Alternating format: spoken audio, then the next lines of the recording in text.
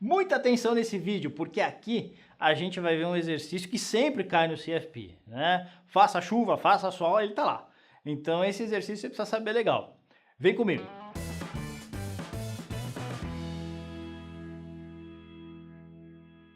O fundo A teve um retorno médio de 1,8% ao mês nos últimos 6 meses, com desvio padrão de 1,5% ao mês.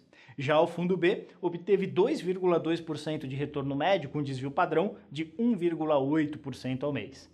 Sabendo que o coeficiente de correlação entre os dois fundos é de 0,2, calcule o retorno e desvio padrão de uma carteira formada por 75% do fundo A e 25% do fundo B. Vai, vamos lá destrinchar. Primeira coisa, a gente precisa calcular o retorno dessa carteira, né?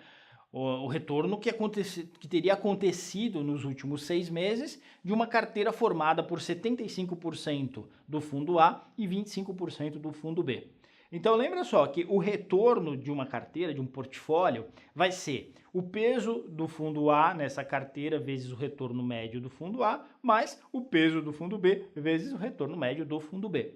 Ao fazer isso, a gente vai ter 0,75, que é o peso do fundo A nessa nova carteira, vezes 1,8%, que é o retorno médio da carteira A, mais 0,25, 25%, que é o peso da carteira B nessa nova carteira, vezes 2,2%, que foi o rendimento médio do fundo B.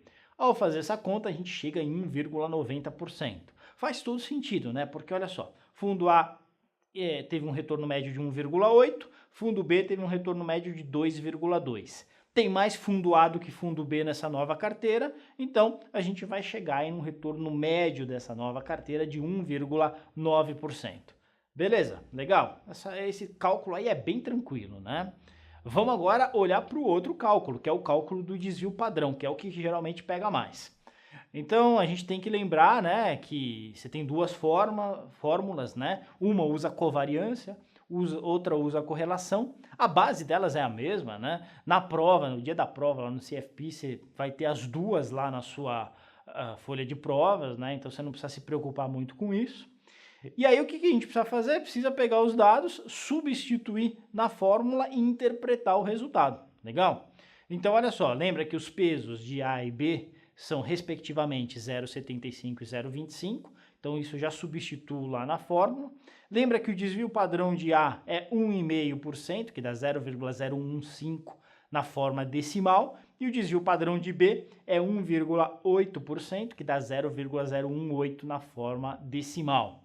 Lembra também que a correlação é 0,2, então tem que colocar lá essa correlação de 0,2, beleza? Substituo tudo lá, as variáveis, né? Chego no resultado, tiro a raiz quadrada e eu chego lá em 1,29%.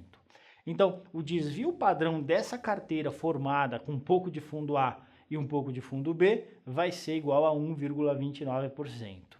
Se a gente calcular isso, se a gente colocar isso numa escala de risco, olha que interessante. O fundo A, ele tinha um desvio padrão de 1,5. O fundo B, um desvio padrão de 1,8.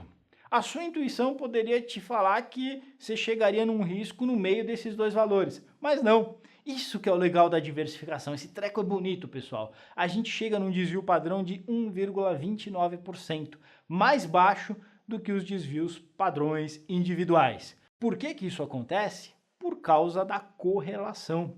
Se a correlação fosse igual a 1, sabe o que teria acontecido? Aí você não teria reduzido o risco nessa nova carteira. Mas o fato da correlação ser 0,2, ser mais baixo que 1, dá um poder de diversificação ao se utilizar fundo A juntamente com o fundo B.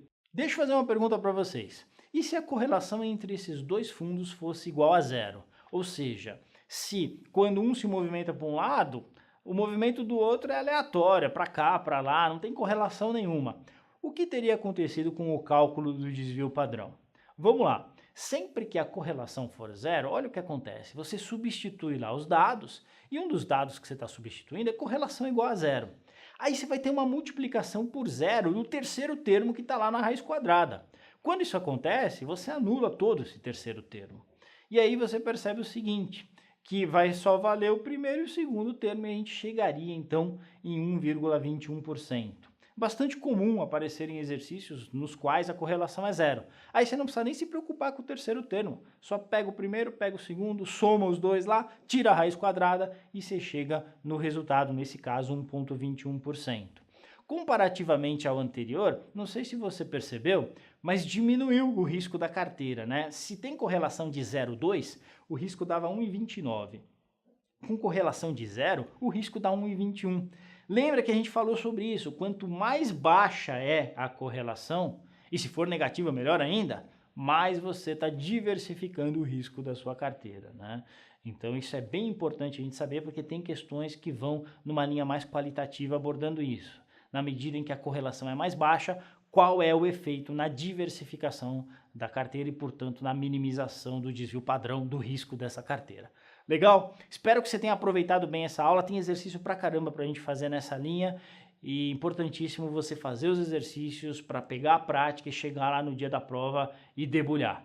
Valeu, fica com a gente aí nos próximos vídeos. Um abraço e até mais.